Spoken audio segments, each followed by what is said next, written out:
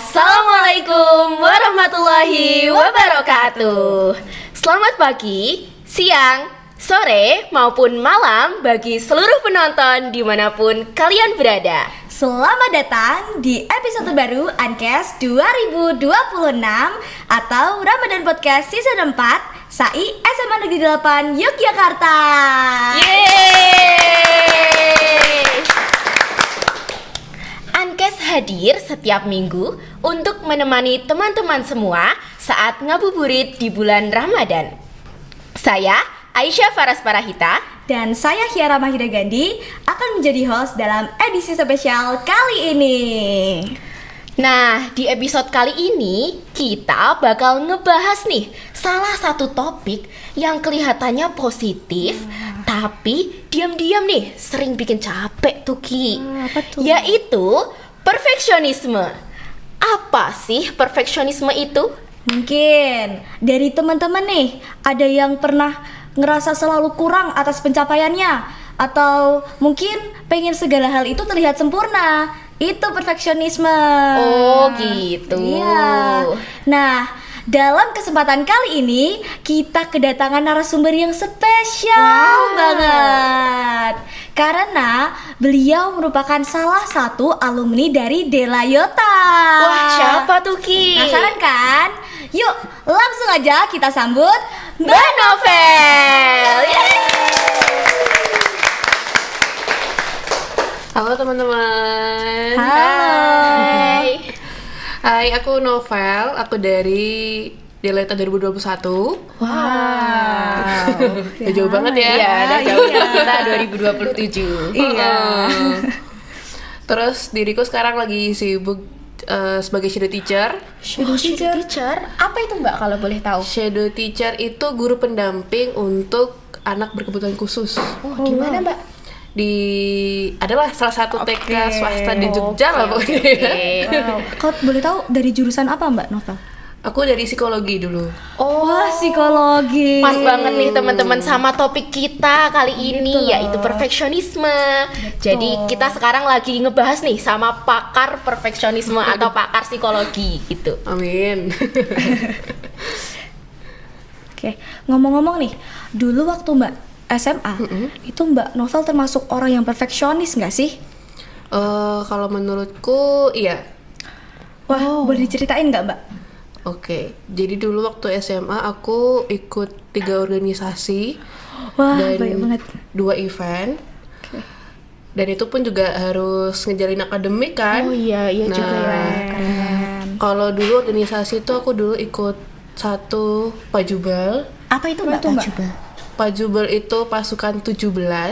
Jadi kayak paskibrakanya SMA 8 lah gitu. Oh. Terus habis itu jadi 7K. Oh, 7K. Jadi 7K. Ngeri. Terus yang ketiga tuh SAI. Yeay, SAI. Sobat SAI. Terus eventnya waktu itu aku pegang Dekomfair. Wow, Wow, the compare. Jadi di compare sama karena waktu itu pada saat lustrum, jadi otomatis juga pegang lustrum, ikut bantu-bantu gitu-gitu. Oh, berarti Mbak Novel ini termasuk orang yang sibuk ya dan Sibuk aktif banget. selama kemarin Mbak Novel SMA. Nah, karena Mbak Novel sudah banyak ikut organisasi, event. Nah, menurut Mbak Novel, di mana nih Mbak Novel merasa sebagai seorang perfeksionis gitu? Oke. Dengan segala banyak peran waktu itu, teman-teman pernah nggak sih waktu seleksi organisasi ditanya prioritasnya mana aja nih? Oh, Ada berapa pernah nih? dong, Gitu. pernah, kan pasti ya? ya, Oh, pasti. Dulu awal-awal tuh pikirnya tuh 1 agama, 2 Wow. keluarga, 3 akademis, 4 organisasi, 5 event. Tapi ternyata waktu prakteknya, aduh, Betul sih Mbak. kayaknya kalau prakteknya ya, kalau aku refleksi waktu SMA, justru yang 1 event, Kembali ya. Betul banget. Lahir jadi Relate. 2 organisasi, 3 akademik, 4 keluarga, 5 agama. Waduh. Iya, sering banget kayak gitu. Dan itu ya itulah pelajaran waktu dulu ya. Terus habis itu pengennya tuh segala posisi pengennya tuh ikut kontribusi.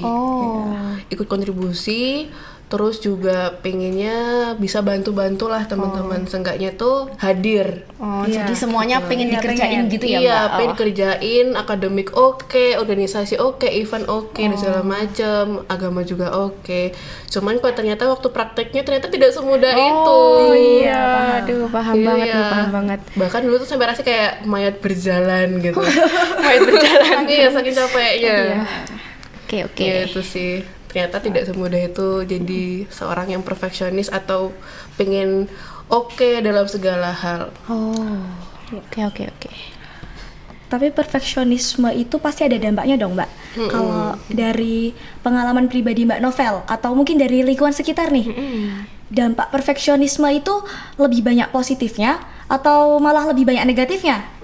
Oke, mungkin dari pengertiannya dulu kali ya. Kalau menurut aku sendiri, sebetulnya kan perfeksionisme itu adalah ketika kita matok sebuah target yang kurang realistis ke diri kita sendiri. Terus kita berusaha untuk mencapai keberhasilan dan mengurangi situasi atau situasi yang nggak enak atau kegagalan. Nah, akhirnya ketika kita mengurangi atau menghindari kondisi kegagalan, rasanya tuh kayak gagal tuh hal yang momok banget, hal yang susah banget untuk diterima gitu. Yang kayak terpuruk banget gitu ya Iya, rasanya. jadi sekali gagal tuh rasanya kayak wah ternyata aku paling gagal sedunia Aku gitu. udah ngelakuin semuanya tapi sia-sia semuanya gitu. Bener, jadinya malah kayak hakim buat diri sendiri. Nah itu salah satu dampak negatif bagi kita yang kalau punya perfeksionisme. Karena ketika kita ngejalanin sebuah proses, kita nggak akan lepas dari yang namanya kegagalan, nggak akan lepas dari yang namanya kesalahan dan segala macam gitu. Tapi kalau dari dampak positifnya sendiri ada nggak, Mbak? Ada banget. Jadi kalau secara dampak positif yang terutama kalau perfeksionisme itu justru bikin kita jauh lebih termotivasi untuk lebih berkembang. Iya. Benar. Karena kita ada target, kita bisa jauh lebih terukur tuh dan konsisten. Oh, aku pengennya apa nih di setahun yang ke depan, atau misalkan aku pengen lomba penelitian. Oke, aku pengen juara 1. Itu bisa jadi kayak semangat. Pokoknya aku di semester ini harus juara 1. Kan itu otomatis juga bikin kita jauh lebih percaya diri dalam menjalani prosesnya. Gitu. Nah, karena nih Mbak Novel juga dulu pernah jadi pelajar dan kita ini nih sekarang statusnya Pelajar masih juga. sebagai pelajar. Apakah perfeksionisme itu sebenarnya hal yang baik buat kita, Mbak? Atau enggak? Tergantung. Waduh, kalau psikologi jawabannya tergantung. Oke. Jadi kalau profesionisme itu sebenarnya itu sebuah hal yang netral. Tergantung kita sendiri sebagai individu itu cara menanggapinya bagaimana. Apakah akan ditanggapi secara negatif atau positif? Nah, kalau positif, gimana caranya kita membuat target, entah itu realistis atau yang nggak realistis bagi diri kita, dan cara kita memandang kegagalan itu sendiri. Gimana tuh, Mbak? Ketika kita ngerasa gagal, ternyata nggak apa-apa loh kita ngerasa gagal, nggak masalah kita salah, karena semuanya akan mengalami kegagalan. Kayak gitu. Paham banget. Terus juga kalau misalkan dalam sisi yang kita menanggapi dengan cara negatif, kalau aku perfeksionis nih, sebenarnya tuh kalau perfeksionis tuh dibagi di 3. Apa Ada gitu? juga? Iya, dibagi di 3. Jadi ada self-oriented perfectionism, others oriented perfectionism, dan yang ketiga itu socially prescribed perfectionism. Kalau self oriented perfectionism itu adalah ketika kita pingin jadi yang sempurna, tapi untuk diri kita sendiri. Jadi buat diri sendiri. Buat diri sendiri. Tapi kalau others oriented perfectionism, kita itu pengennya semua orang atau teman-teman di lingkungan kita itu tuh sesuai dengan standarnya kita. Misalnya nih lagi kerja kelompok, teman kita kok nggak kerja ya, nggak ikut kontribusi lah gitu ya, atau nih enggak udah dapat peran, ternyata waktu dinilai kok ternyata bagiannya dia nggak bagus. Malah ditinggalin gitu ya. Akhirnya kita mengkritik teman-teman kita atau orang-orang di sekitar kita yang nggak sesuai dengan standarnya kita. Itu others oriented perfectionism. Kalau socially prescribed perfectionism itu adalah ketika kita memiliki standar yang tinggi karena orang-orang di sekitar kita, entah itu menuntut atau meminta standar yang tinggi, dan akhirnya kita terpengaruh kayak gitu.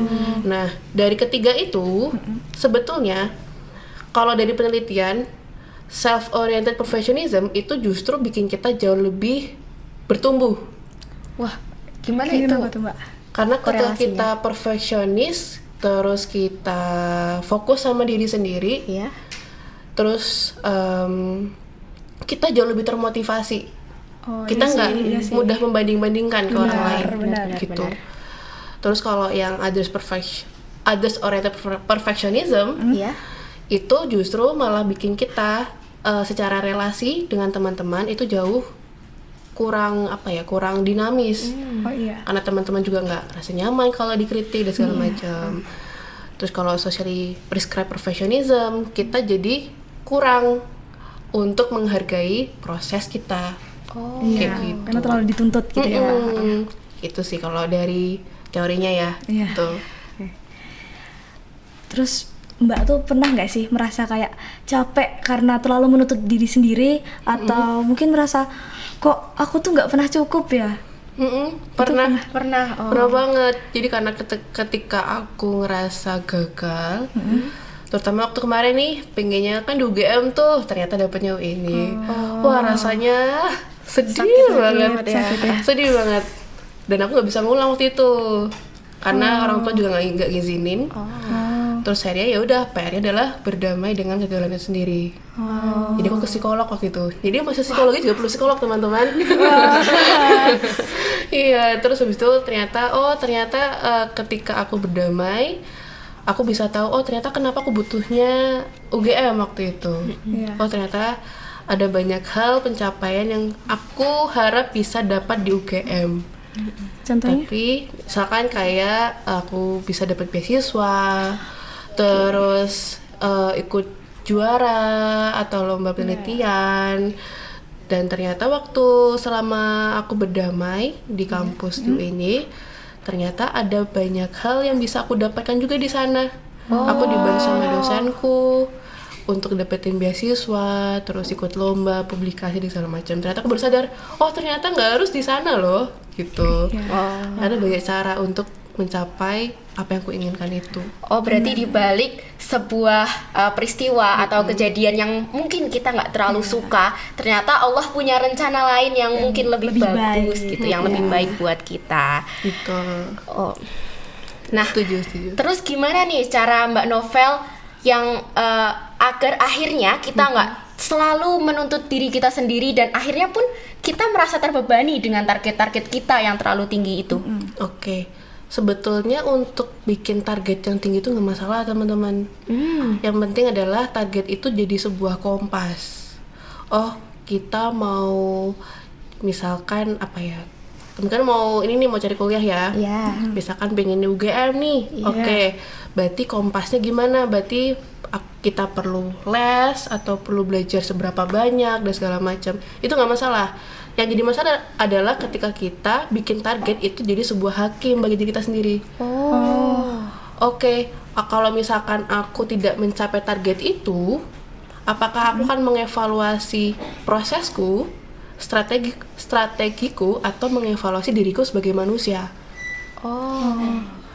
Jadi ketika kita gagal, sebenarnya nggak masalah loh. Tinggal kita switch gimana cara kita beradaptasi untuk bikin strategi yang baru. Setuju banget. Untuk mencapai tujuan kita kayak gitu. Oke, setuju banget. Oke guys, gitu. Nah, sekarang kita bakal masuk ke sesi selanjutnya yang gak kalah seru. Wah, apaan tuh, Ki? Apa ya? Q&A. Wah, yeay. Sesi selanjutnya adalah sesi Q&A. Nah, Masya Allah, Wah. ternyata antusias teman-teman Banyak tentang topik kali ini, yaitu perfeksionisme, itu sangat amat luar biasa sekali. Ini banyak sekali pertanyaan yang masuk dari Iya banget. story IG Sai yang kemarin kita pernah gelar ini. Kayaknya nggak cukup deh ini kalau kita bacain semuanya. Nah, kalau gitu gimana kalau kita membaca satu atau dua pertanyaan gitu, Ki, beberapa Oke, aja. Kita pilih-pilih ya. Ya. Nah, yang pertama, perfeksionisme itu selalu buruk nggak sih menurut Islam? Oke. Disclaimer dulu ya teman-teman. Aku bukan ahli dalam hal itu, terutama dalam hal agama. Cuman sepanjang apa yang ku ketahui, sebetulnya perfeksionisme itu nggak masalah, sebuah hal yang netral, gitu. Tergantung cara kita menanggapi tadi. Iya. Yang jadi masalah adalah ketika kita misalkan nih, kalau dalam agama Islam kan meminta atau apa ya, berusaha untuk kita itu tetap berusaha baik. Iya. Cuma jadi masalah adalah ketika kita membuat target, oke, aku berbuat baik, kita juga bikin target kapan kita harus berbuat baik. Misalkan apa ya, aku mau sholat ketika aku sudah baik. Oh. Wah. Kan kalau kayak gitu, siapa sih manusia di dunia ini yang sudah baik ya? Iya, ada yang Berarti sempurna. udah, mesti kan semuanya juga punya salah, punya dosa, ada segala macam. betul. Kalau gitu, sholatnya kapan dong? Gitu. Kalau nunggu jadi baik dulu. Terus juga, misalkan kalau perfeksionisme, tergantung alasannya kenapa kita perfeksionis.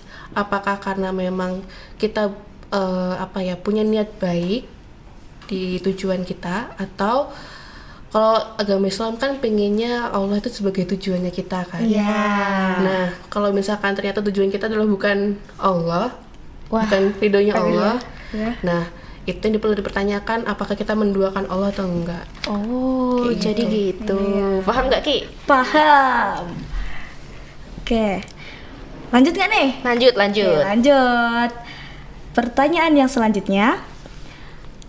Apakah tuntutan dari keluarga dan lingkungan sekitar bisa memperkuat perfeksionisme?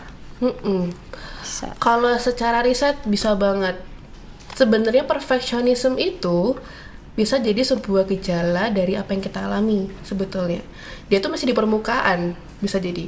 Di bawahnya masih ada banyak masalah. Wah, apa itu, Mbak? Contohnya? Misalkan waktu kecil dia sering kayak dikritik atau dituntut, dan kita bisa mempersepsikan bahwa ketika kita merasa disayang atau merasa berharga, itu tuh harus ada syaratnya gitu.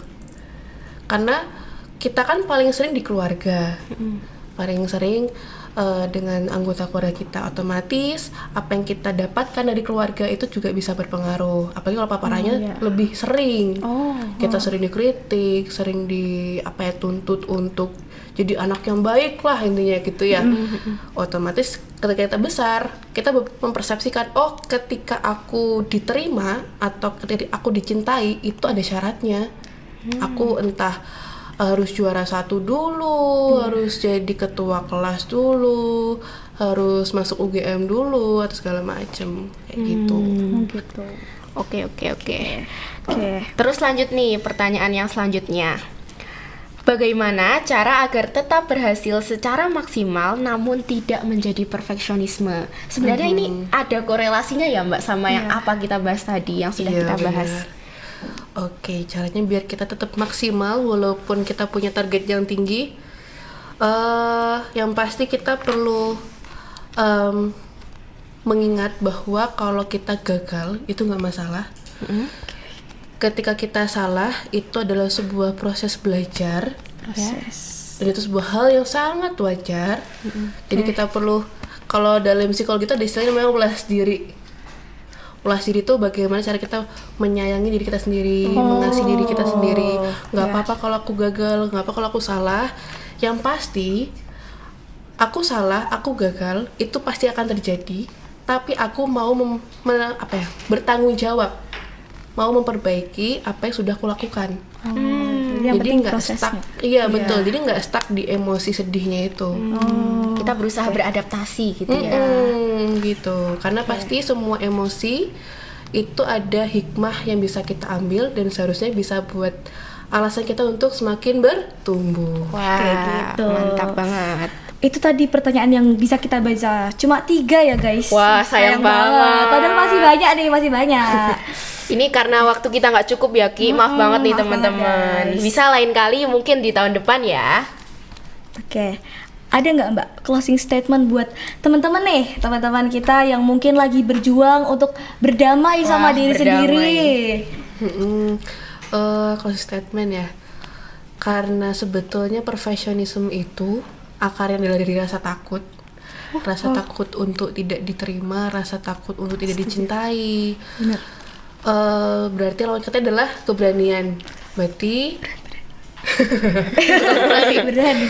Berarti kalau dari psikologku bilang gini, mau kita menghindar apapun dari rasa salah atau rasa takut akan gagal, justru kita perlu untuk berani untuk salah. Jadi waktu itu aku di challenge. Oke. Besok mulai hari ini kamu harus berani untuk berbuat salah. Jadi aku mau ditantang untuk berbuat salah. Malah ditantang. Ditantang buat salah. Kenapa? Karena kita perlu konteks atau situasi yang berbeda dengan apa yang kita percayai, biar beliefnya kita itu berubah. Gitu. Semakin kita banyak berbuat salah, semakin kita banyak mengalami kegagalan, justru kayak sebuah berkah. Jadi kita kayak ngerasa, oh ternyata kalau kita buat salah, itu justru kita malah butuh, kita malah perlu, biar kita ngerasa kayak apa ya? Mungkin nggak tinggi hati, nggak sombong, dan jauh lebih menghargai proses. Dan yang terutama sebanyak apapun proses di kehidupan kita tuh nggak bisa memberikan semuanya 100% penuh. Semua itu akan terpenuhi. Karena kita ya Setuju. manusia dengan penuh batasnya. Manusia tidak sempurna. Iya Tidak ada betul, manusia manusia sempurna. nggak ada yang sempurna. Jadi that's okay kalau misalkan kita nggak sempurna, kita nggak bisa 100% all the time. Yang penting kita udah berusaha to the best. Mending melakukan daripada tidak sama sekali. Dan akhirnya kita malah nunda-nunda, dan akhirnya kita malah nyesel sendiri di akhir karena kita takut gagal, takut salah, dan itu jauh lebih nggak enak daripada kita mengalami rasa gagal atau salah itu sendiri. Benar banget. Nah, dengerin tuh teman-teman yang mungkin lagi berada di titik terendah, bisa diterapkan apa yang tadi Mbak Novel bicarakan. Benar banget. Masya Allah, luar biasa sekali pembahasan kita hari ini. Terima kasih banyak Mbak Novel atas waktu dan ilmunya. Semoga bisa bermanfaat nih dan menjadi amal jariah bagi Mbak Novel. Amin. Dan buat teman-teman pendengar semuanya nih, semoga dari episode kali ini kita bisa belajar bahwa nggak apa-apa kok kalau nggak sempurna itu. Yang penting kita terus berproses. Asik. Terima kasih buat teman-teman yang sudah menonton. Jangan lupa like, subscribe, dan follow Instagram Rohis Dilayota. Sampai jumpa di Ankes Season 5 tahun depan. Wassalamualaikum warahmatullahi wabarakatuh. Dadah.